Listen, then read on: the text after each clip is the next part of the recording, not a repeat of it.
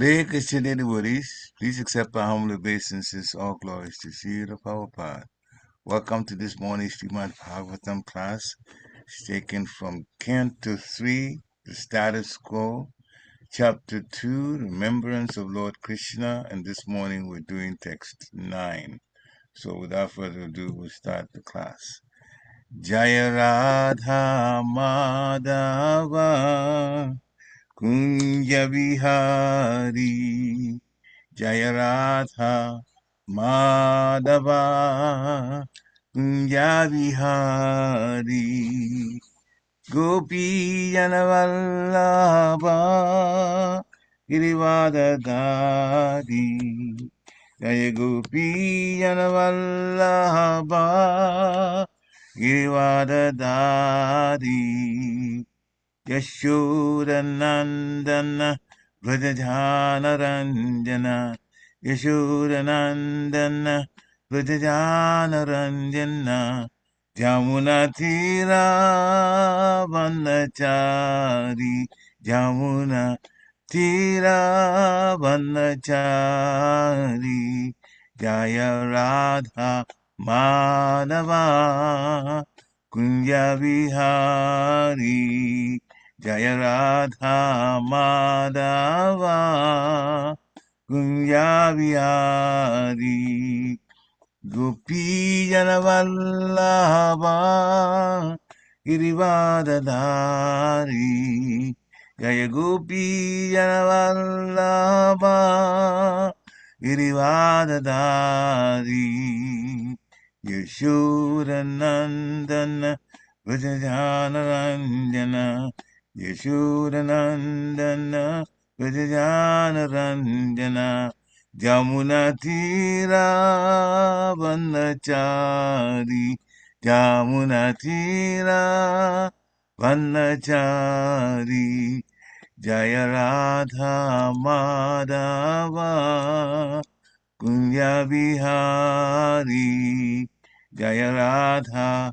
Madhava Kunja Vihari Jaya Radha Madhava Kunja Vihari Jaya Radha Madhava Kunja Vihari Jaya Om Vishnu Pad Paramhansa Parivājakacārya Stotra Satsishimāris Divine Grace A.C. Bhaktivedanta Swami Śrīla Prabhupada Ki Jai Nitya Pravishta Om Vishnu Pad Paramhansa Parivājakacārya Stotra Satsishimāris Divine Grace Śrīla Bhakti Siddhanta Saraswati Thakur Maharaj Śrīla Prabhupada Ki Jai Ananta Koti Vaishnavin Ki Jai Namacharya Śrīla Haridas Thakur Ki Jai ISKCON founder Acharya Śrīla Prabhupada Ki Jai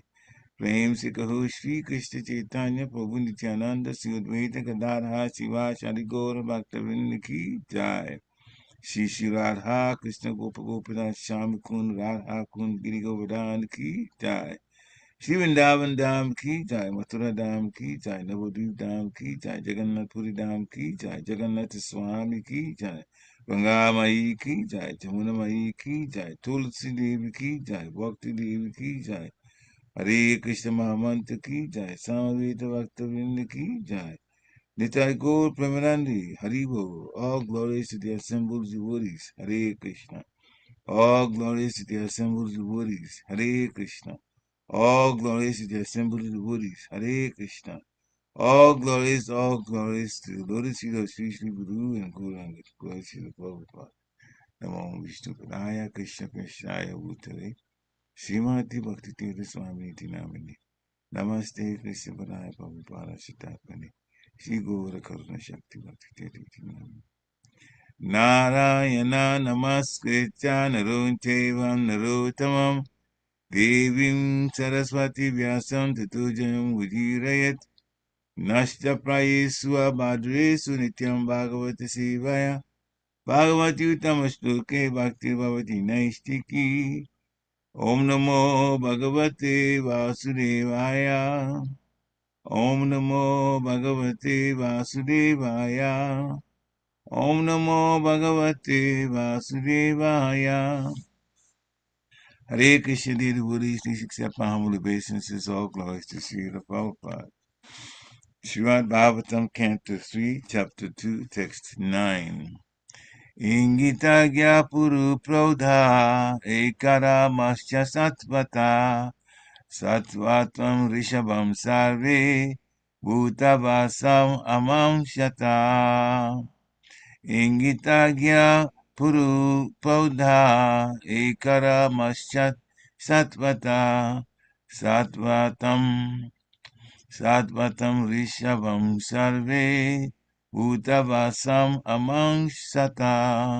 iṅgita-jñāḥ puru-prauḍhā ekārāmāś sātvatāḥ sātvatām ṛṣabhaṁ sarve bhūtāvāsam amaṁsata.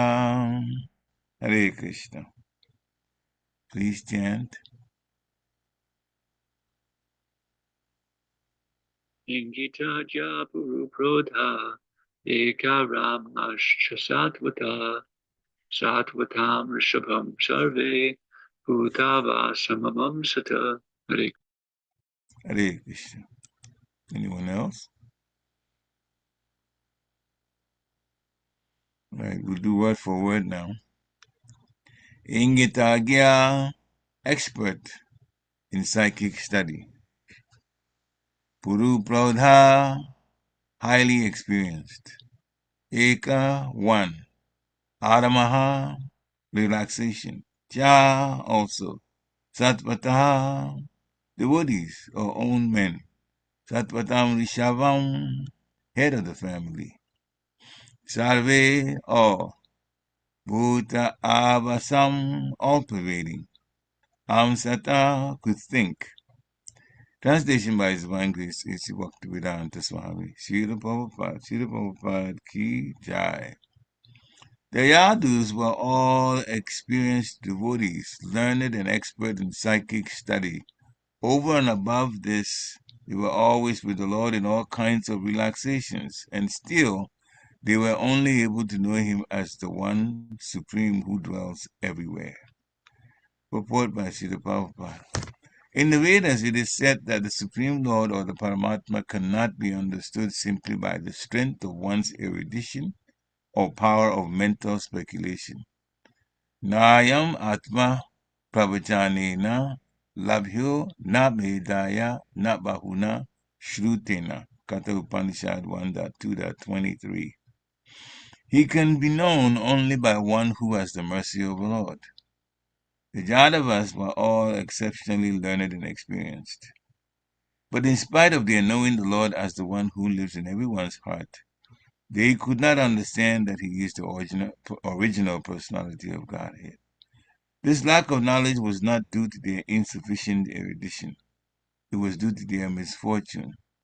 In Vrindavan, however, the Lord was not even known as the Paramatma because the residents of Vrindavan were pure, unconventional devotees of the Lord and could think of him only as their object of love.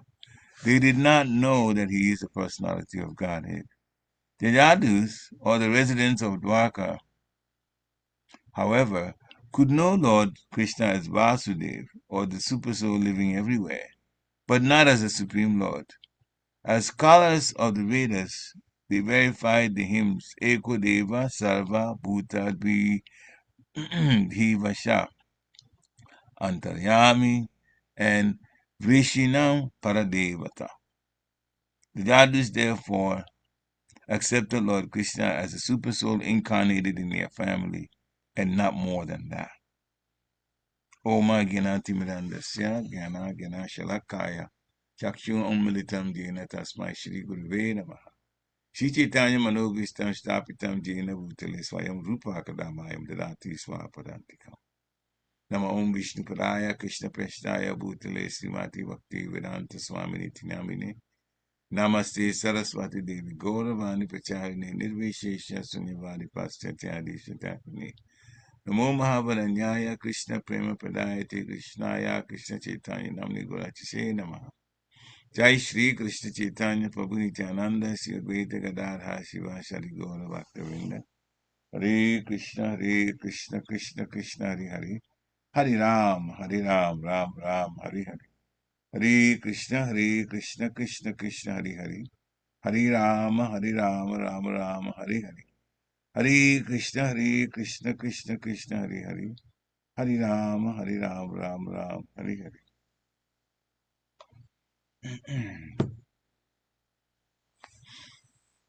Hare Krishna. So, the translation again. The Yadus were all experienced devotees, learned and expert in psychic study. Over and above this, they were always with the Lord in all kinds of relaxations. And still they were only able to know him as the one supreme who dwells everywhere. Okay. So there's quite a bit to unpack, as they say, in this text. They're talking about the Yadu dynasty. That's the dynasty of those living in Mathura and also demigods who had their partial incarnations established in that particular dynasty at the instruction, from the instructions of the Supreme Lord, that they should do that. And they should take birth in the Yadu dynasty. Why? Because, well, at the time, Mother Bhumi, the earth, was being disturbed by so many demons that had taken up political positions, like it's happening now.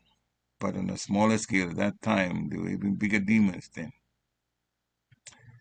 But Mother Bhumi was very bothered by that, so he went to Lord Brahma, who was the first being of the universe, the head of the universe, and also co-creator with Lord Vishnu, to complain about the situation.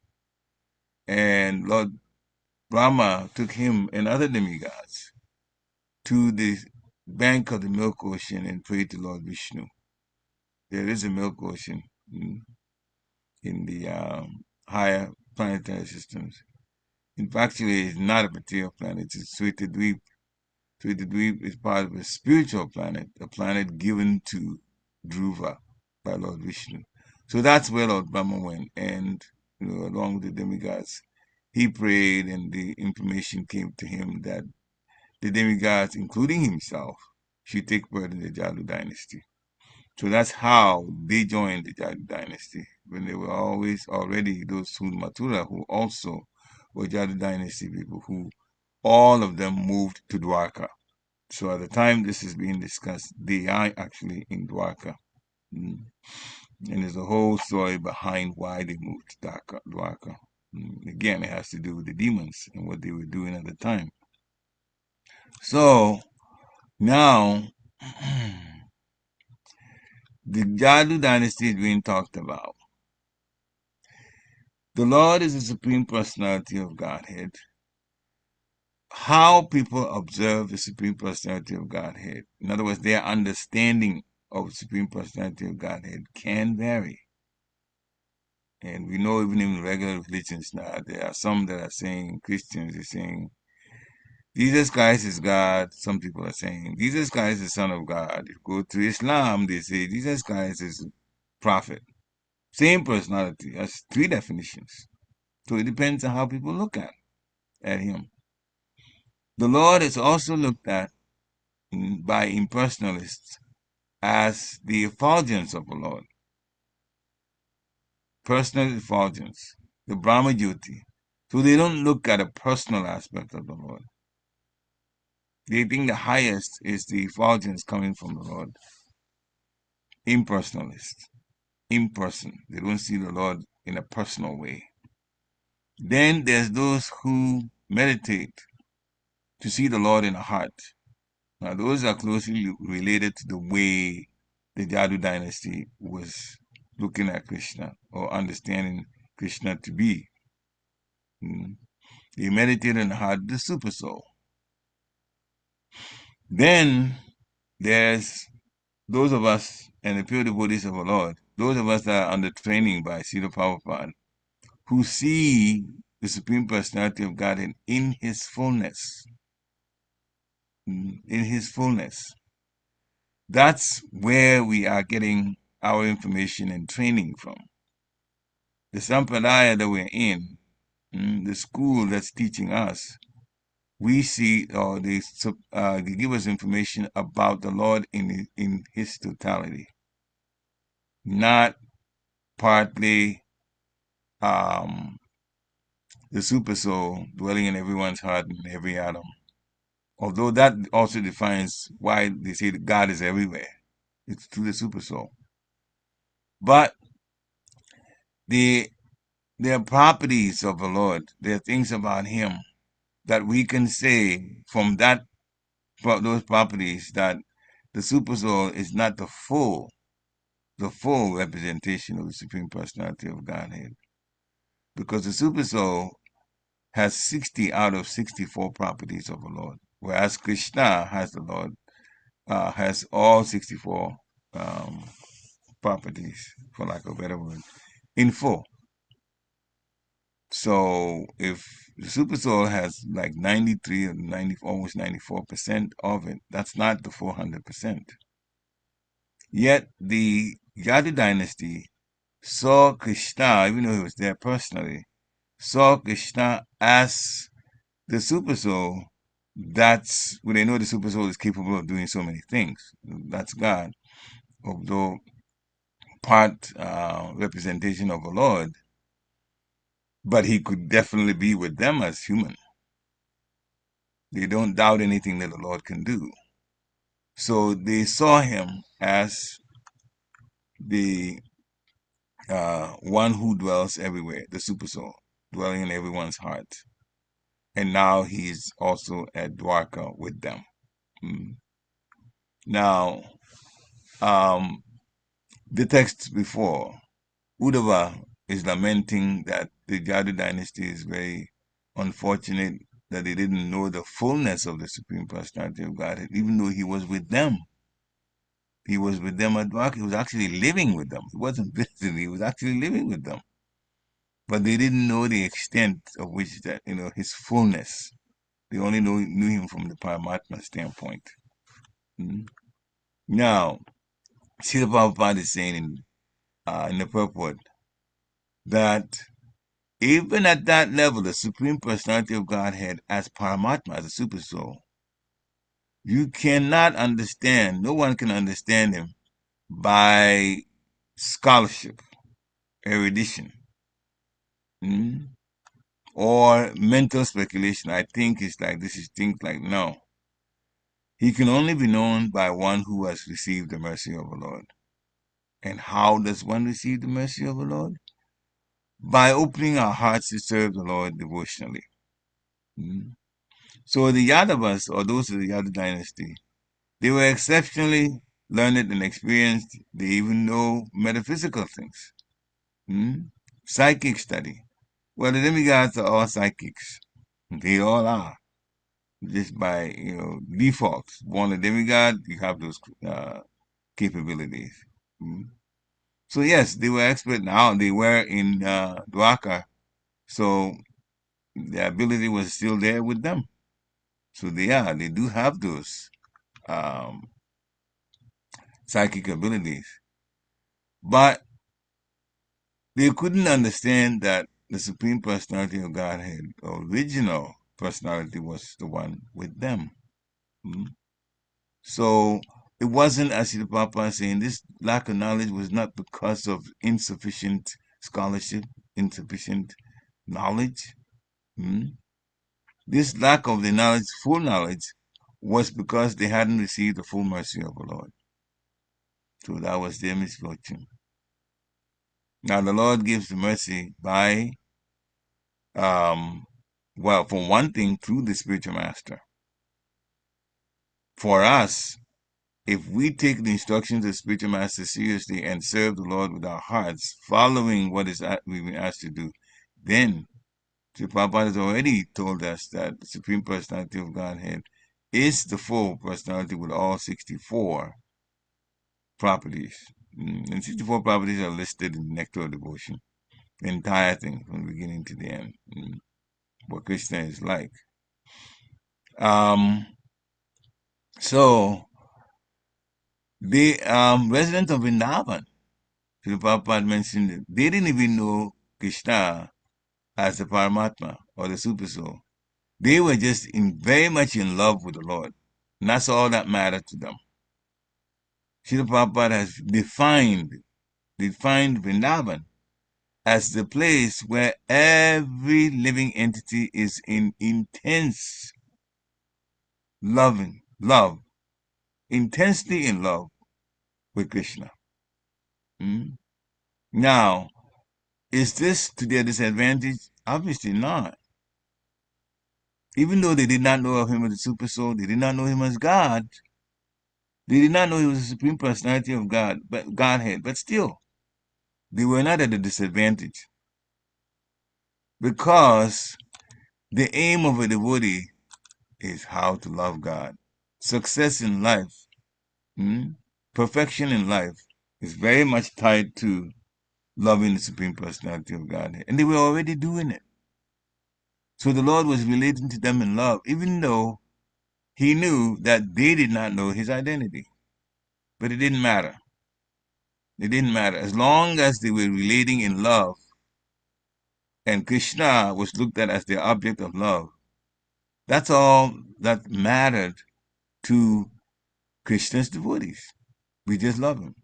That's all we do is think about him. How we can meet him, how we can relate to him. Now let's look at the other way. If they had known that he was the Supreme Personality of Godhead, how would they have related to him?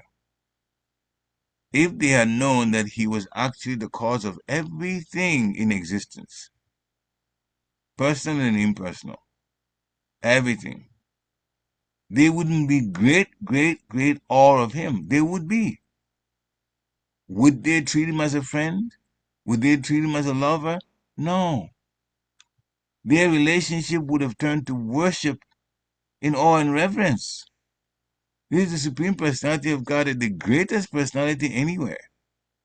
I'm just going to treat him like a friend, like a cowherd boy, and I'm a cowherd boy, and Krishna's a cowherd boy, so we're just friends like that. Or Krishna is just my lover. He owns everything there is, including them. He owns them too. Everything. Yes, they would have turned the relationship to, they'll be flat on their feet, actually the whole body would down, offering dandavats at his feet. The relationship will turn to awe and reverence. Krishna did not want that. So then he used his energy, Yogamaya, to turn their minds away from thinking that he is the Supreme Personality of Godhead, but instead relate to him in loving relationships, as a servant, as a friend, even as a parent, like Nanda Maharaj and Mother Yashoda. Krishna is my son. He is my loving son. I have all kinds of things that I want to do to show my love for him. And that's what Krishna likes. If everything is provided, all that's needed is just showing love to each other. That's all. So, in one sense, yes, those in the Yadu dynasty, they were unfortunate to not know Krishna in his fullness, but they got to relate to him though. That, you know, was wonderful. We know Krishna as the full supreme personality of Godhead. As it says in the Srimad Bhagavatam, Canto 1, Chapter 2, Text 11. Learned transcendentalist. Vadanti tattva tattva jnanam advayam. Brahmeti paramatmeti bhagavaniti sabhyati. So there are some who know him as impersonal Brahman, some who meditate on him as super soul, and then some who know him fully as the supreme personality of Godhead. So the Yadu dynasty in the second category, looking at him as super soul. We should look more because we have been trained by Srila Prabhupada to see the Lord in his fullness. So in the Narada Bhakti Sutra, how to get to know the Lord and how to slowly or gradually develop our loving relationship with the Lord, which is the cornerstone of why we do devotional service, to increase our love and finally be fully in love with the Supreme Personality of Godhead. One of the means to achieve that is giving up of sense gratification, material sense gratification. So in the Narada Bhakti Sutra, Sutta number 35, it says, one achieves bhakti, loving devotional service to the Lord, by giving up material sense gratification and also mundane association. So the word Vishaya, Srila Prabhupada is saying, it refers to the object of sense enjoyment. And one who indulges in them is called a Vishayi. So a Vishayi cannot succeed in devotional service, which means a person that is very much bent on enjoying themselves based on what this material world provides, and is not serving the Supreme Personality of God, giving their hearts to the Supreme Personality of Godhead. That person cannot succeed in bhakti. So their charges have set down regulations for eating. Then we have to offer our prasad. We don't have bhoga. We don't have to taste it, and so on. Some foods, some ingredients are not allowed. Some ingredients are. So we're very, very specific about what we eat. Mating is under certain regulations, and so on. And some things have been banned totally, like intoxication and gambling. So Narada Muni is saying that one should not only give up these gross practices of sense indulgence, but even should stop thinking about that, which means with our television, now we're not saying not to watch television, but we must be discriminatory in what we watch. Because the more we watch things that are involved with sense gratification, it will slowly pull our minds more firmly to sense gratification, material sense gratification. So if we want to grow spiritually and stay away from gratifying material senses, then we have to be very careful about what we involve ourselves in. So Sangha Tyaga, the other one, that's the next one, indicates that one should refrain from associating with sense objects even within the mind and heart. So Krishna says in Bhagavad Gita, what is called renunciation, you should know to be the same as yoga, or linking oneself with the Supreme, or Arjuna. For one can never become a yogi unless he renounces the desire for sense gratification. This is Bhagavad Gita, chapter 6, Dhyana Yoga, and verse number 2. Krishna conscious method of renunciation is to engage the mind and senses in devotional service. In Bhakti Asamita Sindhu, Nectar Devotion, chapter 2, text 255, also, Rupa Goswami is saying, Anataksya Vishayan Yatatam Upayunjata Nirbandha Krishna Sambandha Yutta Vairagyam Uchate. When one is not attached to anything and simultaneously accepts everything, but in relation to Krishna, then one is situated above material possessiveness. One is not attached to anything, but simultaneously accepts everything in relation to Krishna. One is situated above possessiveness. So I can tell you something which I don't like to do very much, which is because it's personal. I don't usually talk about things that's personal. But I got a call yesterday. She's the daughter of a friend of mine. And he knows my background in music. And he's setting up, this woman, she's setting up a company. And she very much wants me to be a major part of it. And the fact, though, is that she's a non-devotee. She is religious, but a non-devotee. Of course, many of us work in our workplaces. I'm retired, but it is those who are working. They are non-devotees. It doesn't stop them from becoming devotees. So that's there.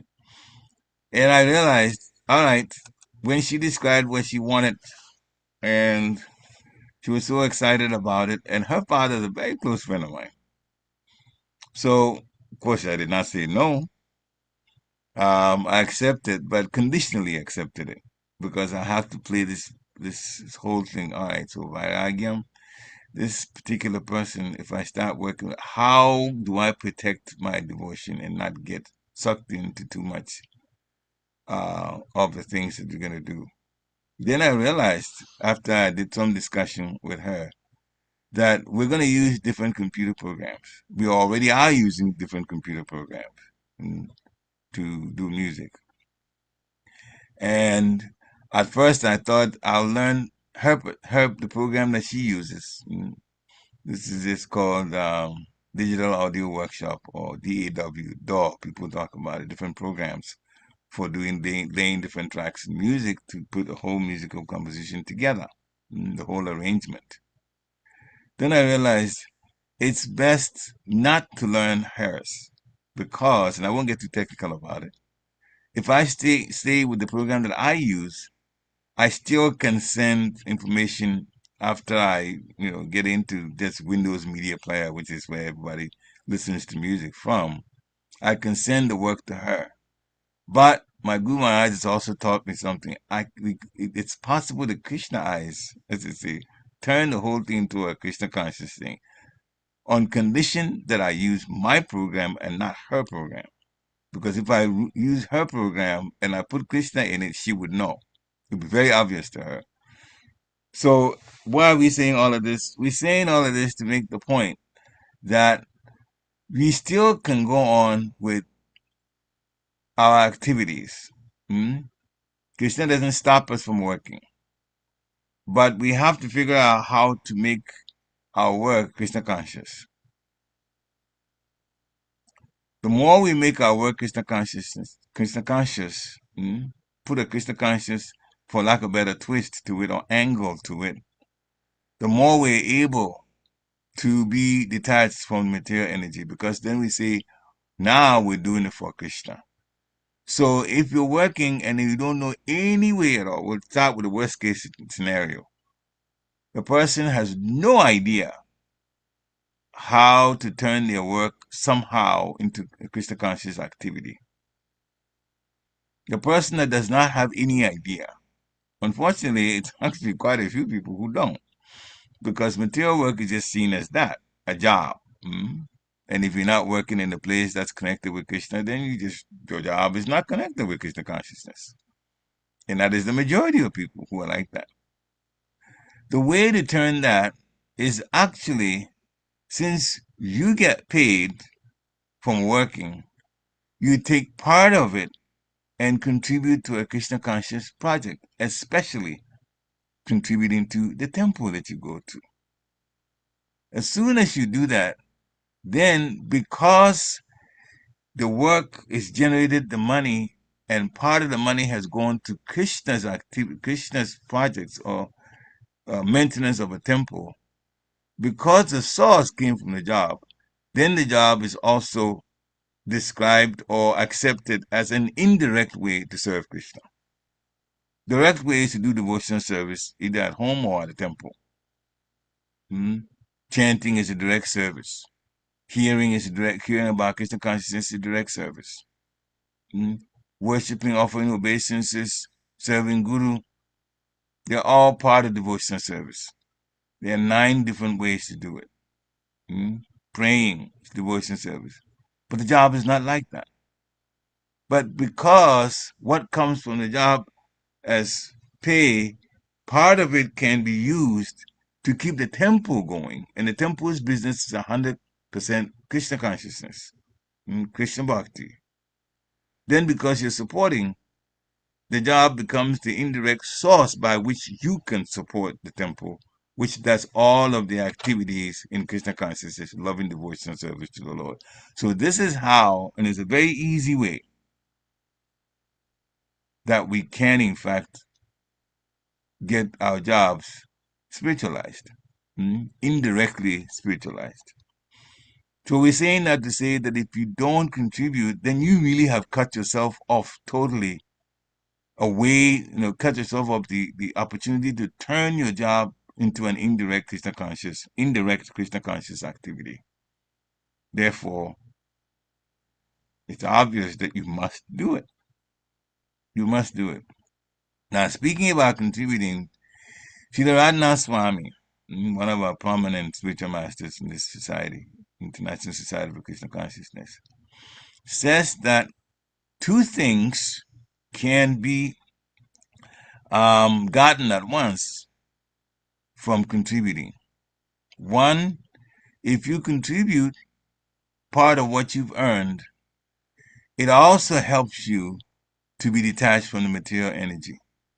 In other words, in general, if you give something away, then it's not, you've given it away, so it's gone.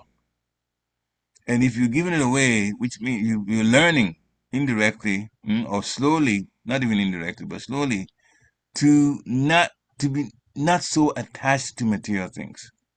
If you attach, just look at it the other way. If you attach very much to something, you won't want to give it away. You won't want to give it away. People don't give away as gifts what they want to keep. They don't. So if you learn to give things away as gifts for Krishna consciousness, especially for Krishna consciousness, and that is very important. Give it away to be used in Krishna consciousness. If it gets used for something else, then it's not helping the person who is using it for something else, and it won't help you either, because then you contributed to the person doing something non-Krishna conscious with it. So if you do that, then the process of vairagya or detachment from material energy, because you can let things go now as gifts. But there's more than that. The second part, which is even more, is because you're giving it to the Supreme Personality of Godhead, you're learning to love the Lord. If I give, I'm learning to love the Lord. My love for the Lord increases. And there's so much to earn from doing that, because the Lord himself says, Ye atama papadyanti tam siteva bhajamyaham. The extent to which you surrender to me, including contributing, I reward accordingly. So actually, everything in the world is produced by the Supreme Personality of Godhead, either directly or indirectly. People take what's there in nature and fashion other things with it. So if we give for Krishna Conscious projects, we begin to learn or accept being detached from the material energy. And our love, we be detached from the material energy because something we own has now been taken away by our own choice, given away. And because of where it went for Krishna Conscious Project, our love is also increasing, and the Lord is showing us, and He says He rewards accordingly. Our life will actually change. We begin to see that so many things that are without our power, or even the way to figure it out ourselves, those are all being done. They are all being done, and they're being done to our advantage. We're being favored left and right. Devotees who give more, the more they give to Krishna, they know for a fact, they may not talk about it, but they know for a fact that all kinds of protection comes. Hmm? And all kinds of situations also come that becomes very advantageous to the person. So Krishna gives back. Krishna gives back. So when one is not attached to anything material, but simultaneously accepts everything in relation to Krishna, then one is situated above possessiveness. So I had to come up by the mercy of my spiritual master with a strategy to work with this young lady, that all the songs that I'll turn to him to her, it's going to be, as my Guru Maharaj like to do, espionage Krishna consciousness. Hmm? It will have a Krishna conscious twist to it. And that I don't have to go into details of, because unless you know about recording engineering, you wouldn't know what I'm talking about. But it can be done. And I had to pray about it because I've said yes. And I even questioned myself, why did I say yes? And I said, well, if I had said no, she would be very, very, very, very depressed, because so much can come by, she's worked with me before, so she knows the ability that Krishna has given me. So she really would have just sunk into, I don't know what would happen. So I had to say yes. But then again, if you're doing something, you have to do it the Krishna conscious way. The fact we're saying is nothing is worth doing unless you find a way to connect it with Krishna consciousness. It's not worth it. It is not worth it. That's why we talked about the job. If you don't know any way to, actually, there's another way to turn the job to Krishna conscious, the indirect activity, which we'll get to. But the first thing is how you contribute part of it. And Radhanath Swami says you contribute, and to increase our love, that's what I meant to say, to increase our love, after you contributed what's comfortable for you, then you add a little more to it that you didn't intend to add, but add to it, because those who, if you, to increase your love, you have to do something you normally don't do or normally will not do for your own self. You do it for the person you love. So you practice how to love Krishna by going above and beyond what you normally would do. So you got to endeavor for Krishna. And sometimes you have to fight your mind just to give more to Krishna. Mm-hmm. And our love will increase that way. And Krishna, he says he rewards accordingly. So you will feel his presence in so many aspects of our lives when we do that. So also it's important to act according to the orders of not only Krishna, which he gives directly in the Bhagavad Gita, but you also have to act based on the instructions coming from the bona fide spiritual master. Sometimes it's the senior devotees that have heard from the spiritual master what to and what not to do, and they're sharing that information. Sharing is pretty common these days. Electronically, you see something you like, you just hit share, and it tells you where you want to put it, and you click where you want to, and you just click send, and it goes there. The same thing. We can share, and senior devotees usually do that. They share what they've learned. Just like we were talking about Radhanath Swami and how he talked about how you give. So, again, another point about restricting oneself from sense enjoyment. This is human life. Animal life, they take anything and everything. Anything and everything they'll take. Because it's all about lust. What is for me? But those in human bodies, the souls in human bodies, we have that particular opportunity to rise up above just this material lifestyle and get an opportunity to go home. We're practicing how to go home. So all of these we're talking about is tied into it. Being restricting oneself voluntarily in different ways from the material sense gratification. That takes us, because it's two things, it's material and it's spiritual. So if you just take yourself away from sense gratification materially, then what's left is spiritual. And spiritual means you're getting closer to God, and getting closer means going back to Godhead. Where there's no more anxiety, you don't have to work hard for anything. And one is very, very, very, very, very wealthy. Real wealth is in the spiritual world, not here. Not here at all. So, Srila Prabhupada says, one who has tasted the beauty of the Supreme Lord, in the course of his advancement in Krishna consciousness, they will no longer have a taste for material things. And Srila Prabhupada calls material things dead things. And it's true. Material things don't have life in them. So they're dead things. So, actually, for people who are starting off, the restrictions are imposed, which we were talking about, 4 regulative principles and so on. But when one gets a taste for Krishna consciousness, they will realize that this is not an imposition or a restriction. It's actually the natural way of life. And one feels better, and one is at peace living that type of lifestyle where they literally take themselves away from those material sense gratification things that are now being given to us as rules. No illicit sex, no meat, no fish, no eggs, no intoxication, no gambling. It's actually the better thing, and it's not hard to prove it. Meat, fish, eggs, that's not for this human body. Those who eat meat are the tigers and the dogs. They eat meat. Naturally, it's designed for them. So they kill and they eat. Or sometimes now dog food is supplied, those pets in the home, they also have that. And gambling. You are going to lose money if you gamble.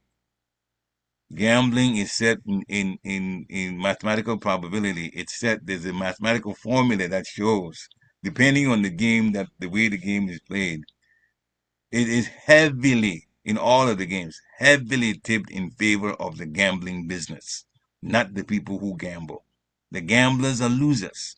Very few of them win a little bit. Once in a blue moon, they win something. But by the time they win even $1 million,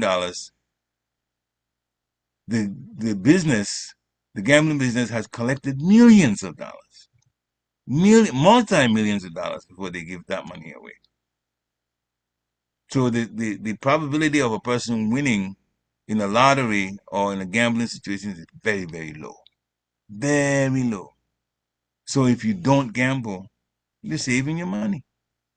That peace of mind. So better health is there. If we don't involve ourselves in intoxication, we don't have to worry about our liver going bad. As a matter of fact, one statement was made by a nurse that I happen to know. I knew her husband quite well, and his wife, who's a nurse, told me that they means those in the hospital, other nurses and so on, they have to perform maintenance surgery on people, particularly colonoscopy. And they told me, because they knew I was vegetarian, and they said, actually, all the vegetarian patients that come here, when we do colonoscopy and we look in that area, the rectum, we find no problems. They're very clean. It's only meat eaters that sometimes polyps and all kinds of things go that we have to treat it, radiate it, or whatever the way they go about it. But vegetarians will always have a clean bill of health with colonoscopy. So that's it tells you, that's what's designed for the human body. So it's peace of mind when we obey the regulative principles. It's not a restriction. It actually gives us peace of mind, and it keeps us healthy, and it keeps us from losing our money, and it also keeps us from sexually transmitted diseases or even unwanted children. Because if you involve yourself sexually, chances are very high pregnancy can also happen. So the pregnancy has to be a deliberate one, that the family wants it. The husband and wife wants to have a child. So so when a person grows, they begin to realize that actually it's not a restriction. It actually helps us to have a more decent life. when some people are talking about some kind of disease that they got or they have liver problems, Krishna consciousness says, I don't have anything to do with it. I don't, because I live by the regulative principles. So we're fortunate. Sometimes we don't realize that, but we are actually quite fortunate. So the sadhana bhakta, the one who is obeying the regulative principles and chanting the holy name of the Lord. Chanting, Lord Chaitanya has designed it that by just chanting the Hare Krishna mantra, the love of Godhead will develop. If you keep mentioning a person's name so many times, you begin to think of them so many times, and you begin to get attached to them, and then the feelings for that person will also develop. And that's exactly what Krishna consciousness, Hare Krishna mantra does, because we are talking about the Lord. Not only mention Krishna's name and Radha's name, but we are even saying, please engage me in devotional service to you. Now, if you keep doing service and service and service to the Lord, even from instructions first, after a while, it will become a habit of doing it. And then you like doing it. But you're doing it for Krishna. And you're doing it for Srimati Radharani. So if you keep doing it, you will develop love for them. It will come. So Lord Chaitanya says, just keep chanting. The restriction, though, is chant with focus. Don't chant and have the mind just roam somewhere else. Chant with focus. Then the heart will get the same chanting, the mantra wakes up the heart. It wakes up the heart because the soul is in the heart area. So it actually wakes up the soul. This is a mantra from the spiritual world. And the soul is from the spiritual world. Therefore, saying the mantra wakes up the soul. And the soul is in love with the Supreme Personality of Godhead. That way, we jumpstart our love. So that's how that works. So abandoning the association of non-devotees, it's because non-devotees don't remind us about Krishna. They're not bad, but they just don't remind us about Krishna. So we said so many times, and it doesn't matter how many times we repeat this, our best friend should be a devotee. Our best friend should be a devotee. Very important. Another thing is, try to adjust to living with everybody. That's a devotee. Sadhusanga is very, very, very important. Sometimes devotees say, but this person, the way their life is materially, it doesn't mesh with mine, and I have issues and so on. That may be, but you have to understand that the society is set up that way. When we live a non-devotee life, a karmi life, we determine who our friends are. We determine who our friends are. I had to tell my spiritual master, and he agreed with me when I realized I had this realization. If I don't want to be with somebody else, I don't have to be. That's material life, non-devotee life. But when you become a devotee, you come to a devotee community. And others that are saying yes to Krishna, they are also in that community. And since everybody in the spiritual community, everybody is going through purification, there will be lower nature of other people. That will be there. Something that you might not like about a person. This is the material side of them. Because he's a devotee, you're around that person. So what do? You can't ask them to leave just because you don't like them. It's out of the question. But they are part of your life now. And in fact, you're supposed to associate with them because they're Vaishnavas. So what do? You can be, this is two things. You can be a good example of what to do so they can learn. If you can advise them, do that. If they have an inclination to listen, some people are stubborn and they wouldn't. But your own good behavior and following the regulative principles speaks louder than what you can even tell them, your own behavior. So we must be the good example that we want others to be. We should be that ourselves so others can see it because it grows on you. After they're around us and we're around them for a while, you see, oh, this person is like this person does this person does not do this. And it's actually the best thing to do. And people can relate so well to this other person.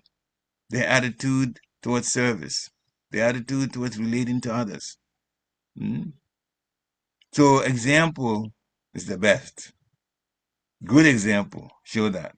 And then the second thing is, because we are all going through purification, we have to tolerate. See, in non-devotee life, you don't have to tolerate. He's not my friend, he's not my friend. I just don't call him anymore, or cut him off, or block the number, and that's it. Finish. But this person has also come to Krishna. And Krishna regards this person as very important. He's not pure. A whole lot of us are not pure, fully, 100% pure. But we're working towards purity. Hmm? As Bhakti Chaitanya Swami likes to say, we are work in progress towards what? The best thing, Krishna Prema. Hmm? So we have to put up with each other, tolerate, and over time, people do change. Believe me, trust those of us who've been in Krishna consciousness for some decades. We know what it was like before. Some years go by and the person changes. Because as long as you're in Krishna consciousness and you're chanting, you are going to improve. Character would improve. So many things would improve. Only those who don't try to improve because they're stuck with negative things and don't want to do anything to give it up, no matter what happens, they stay with the same bad aspect. The worst one is the deceitful people, deceitful nature. And not me talking about it, that's Mother Bhumi talking about it. A person who is deceitful, who says, I can't even help them. And she's Mother Earth. I can't help them. Mother Earth is Mother Bhumi is very, very, very, very pious and very helpful. More helpful than we realize. Hmm? But see, those kind of people are in trouble. Worst kind to be a deceptive person. Always talking about stuff that's not true. Getting people's mind. It's horrible. You gotta stop that. We have to stop that. So, sadhusanga furthers our devotional service. It helps others to become attached to Lord Krishna. Good behavior is what makes that work.